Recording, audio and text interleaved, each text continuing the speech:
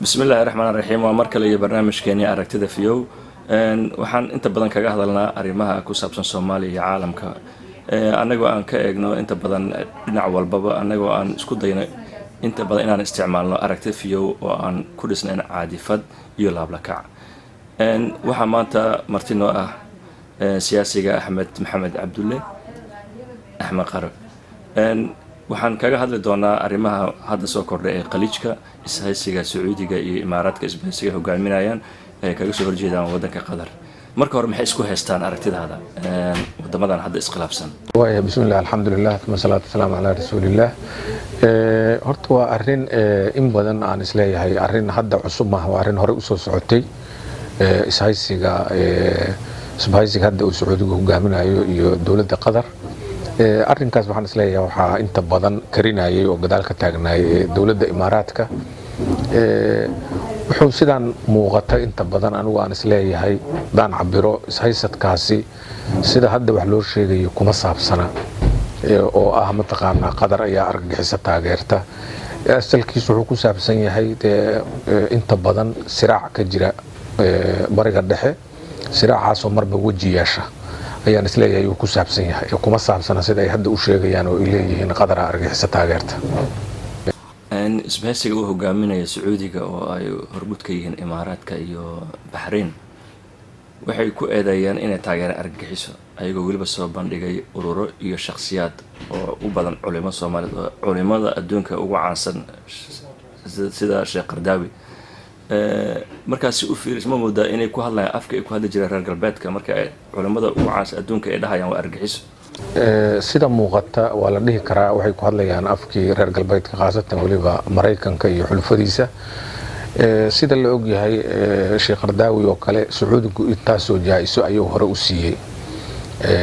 waana la og yahay Qardaawi inuusan argagixiso midna uusan ku lahayn uusan ku lahayn laakiin barnaamijyo isbiirbiirsaday oo ah dowladdan Qatar oo barnaamijkan furan oo infitaaxa oo telefishinkan Jazeera hadday ahaan lahayd isbedeladan ka dhacaya caalamul islaam khaasatan wadamada carabta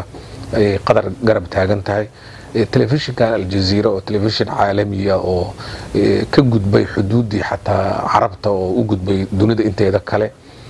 oo soo bandhigaya mar walba xogta iyo mimbar ay ummaddu xuquuqda leeyahay iyo xurriyadda leeyahay ay ka hadlaan oo noqday waxyaabahaas oo isbiirsaday culimada hadday noqoto iyo dadka hadday noqoto mufakkiriinta ee wadamada kale oo Carabeed ra'yigooda xorta aan waxba ka dhihi karin oo Qatar ay base u noqotay waxyaabahaas oo isbiirsaday iyo siraac asal oo meesha ka jiray ayuu ku saabsan yahay barnaamijku marka waa la dhihi karaa wuxuu ku saabsan yahay eragan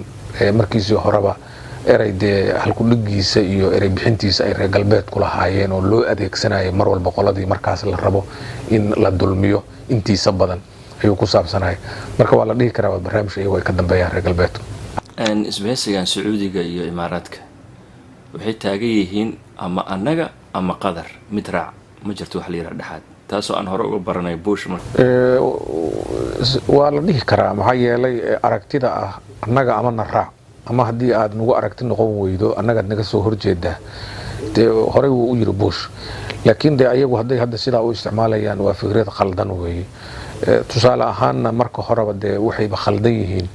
ayagoo wadamo islaam ah wadan islaam ah oo daris loo Carabeed cunaqabateyn cir iyo dhul iyo bari aan kusoo rogaynaa asal sharci ahaan iyo caqli ahaan intaba way ka soo horjeedaan bal dowladihii gaalada ay qaarkood ayaa cambaaraynayo yani ma ahan wax sax ah marka awood hadda ayagu ay sidaas u isticmaalaan Qatar oo kale way dhihi karaan maxaa yeelay wadan yar oo aan sidaas u awood badnayn weey markii Sacuudiga loo fiirsho marka ma u malaynayo awoodii ay Mareykanku u isticmaaleen ama ayagu sidaa ku lahaayeen inay leeyihiin go'aankaas iyo qaraarkaas Sacuudi ahaan inay leeyihiin laakiin waa fikrad qaldan sida ay u leeyihiin aragaas markay timaado Soomaaliya dowladda Soomaaliyeed oo hogaamiye madaxweyne Farmaajo waxay dhaheen aniga waxaan dhexdhexaad oo waxaan isku dayaynaa xitaa inaan heshiisiino wadamada colaadda ka dhaxayso ka war fikirkaas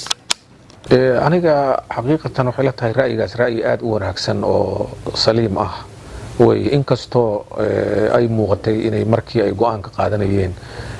degdeg uu ku jiray kulay sababtay u degdegeen ayaga un baa garanaya haddana mowqif aan isdhihi karo waa mowqif wanaagsan ayay qaateen, waxaan isleeyahay waa mowqif aad u wanaagsan. inay ku adkaystaanna way fiican tahay, maxaa yeelay dowlad siyaado leh oo dadkan ayagaa qaraarkooda leh, go-aankoodana ayagaa leh. laba dowladood oo carbeed oo deris ah oo dee waxay ku dirirayaan waxay isu haystaan aysan dadku fahamsanayn,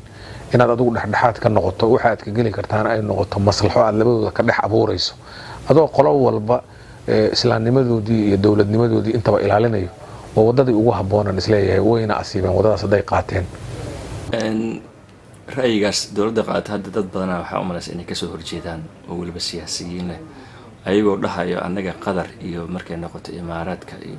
waxaa inoo fiican inaan taageerno imaaraadka. ka hor ra'yigaas cusub hadda soo kordhay ila tahay dadka sidaas dhahaya hadday rabaan magac siyaasi ha wateen ama dana kale ha wateen,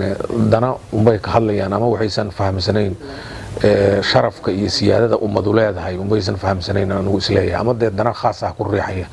markii loo fiiriyo shacbiga Soomaaliyeed sideeda mas'uul waxaa ka ah baarlamaanka iyo madaxweynaha, maxaa yeelay ayagay doorteen. dadka kale dad nomination oo magacaabis ku yimid weeye, wixii ummadda ka halaabana ama siyaasad xumo uga halaaba ama dhibaato ay geliyaan uga halaabana baarlamaanka iyo madaxweynaha baa mas'uuliyadaas u saaran tahay. waxaan isleeyahay ilaa iyo haddana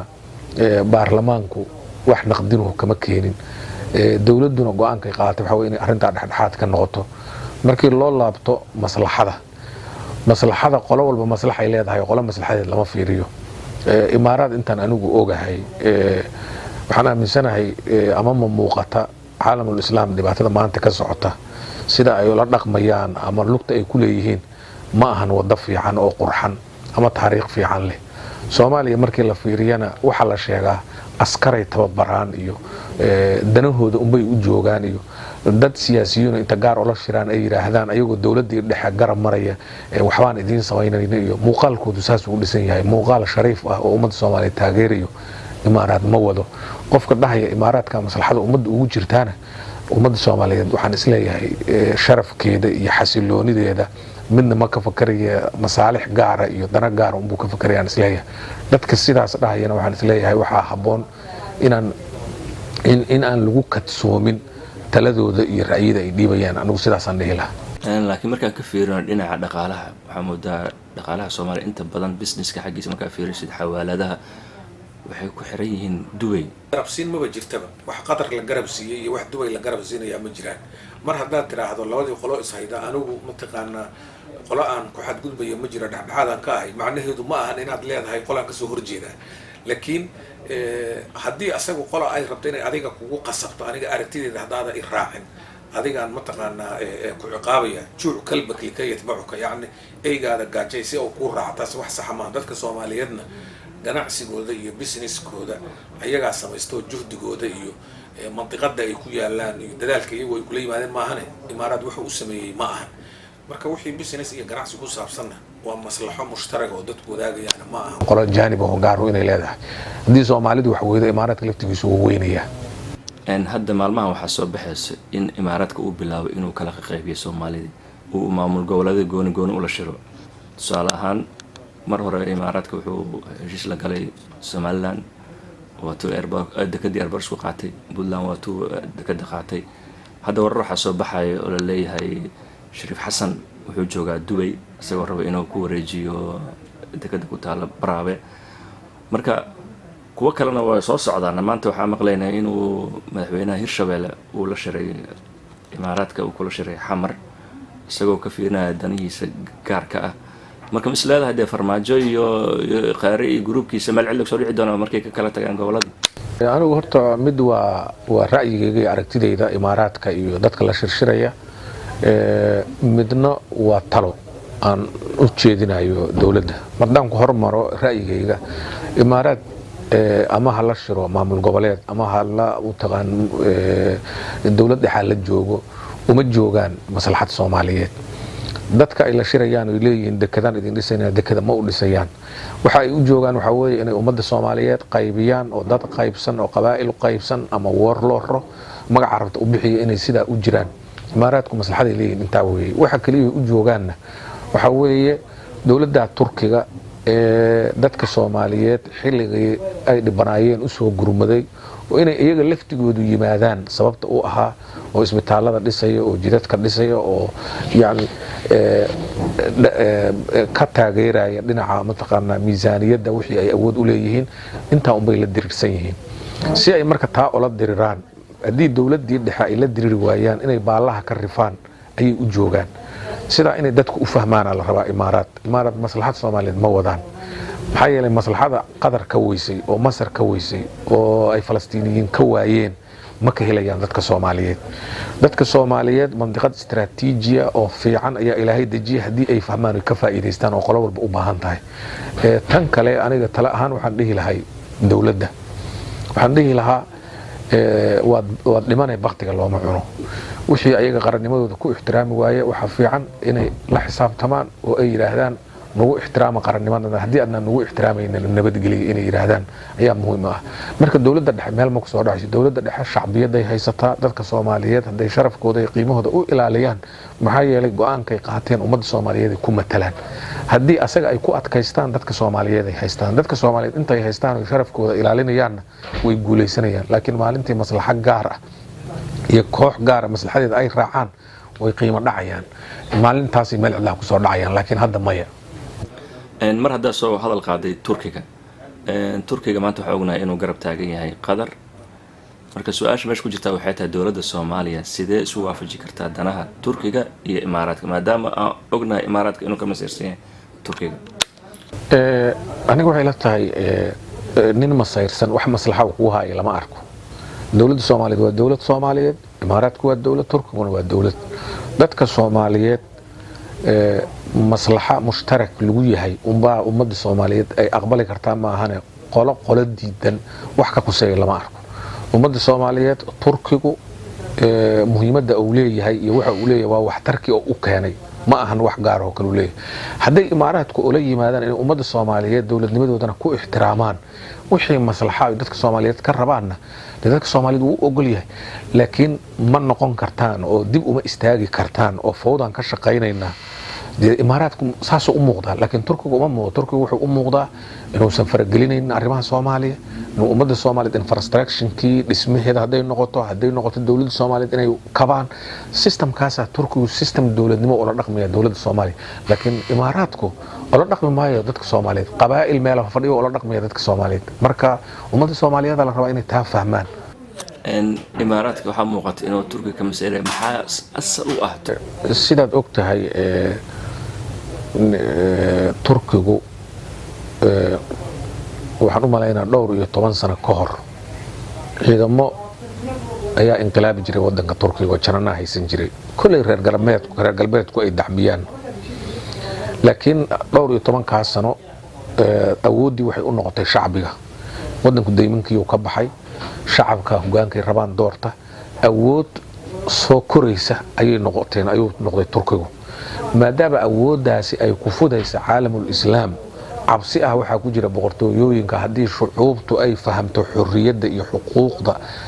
xurriyaddu ay helaan oo ay fahmaan xuquuqda ayagu ay leeyihiin inay hogaanka doortaan boqortooyooyinka meesha ka baxaya si aysan taasi u dhicin caalamul islaam oo dhan boqortooyo